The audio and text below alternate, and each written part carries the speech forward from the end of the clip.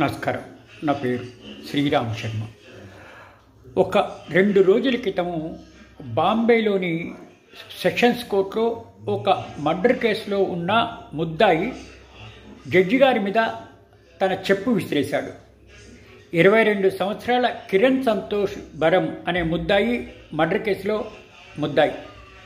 సదరు కిరణ్ సంతోష్ బాంబేలోని ఒక సెషన్స్ కోర్టులో న్యాయమూర్తి గారి పైన చెప్పు విసిరేశాడు.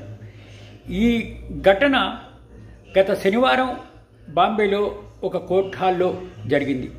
కానీ అదృష్టవశాత్తు ఆ చెప్పు ఎవరికీ తాకలేదు. జడ్జి గారు కూర్చునే బెంచ్ మీద పడ్డాది.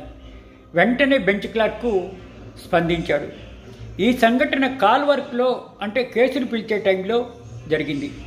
సదరు ముద్దాయి తన కేసును వేరే కోర్టుకు ట్రాన్స్ఫర్ చేయమని అడిగితే అది ట్రాన్స్ఫర్ చేయనందుకు ఫ్రస్ట్రేషన్తో ఇట్లా తన చెప్పును జడ్జి గారి పైన విసిరేశాడు అని పోలీసులు చెప్పడం జరిగింది.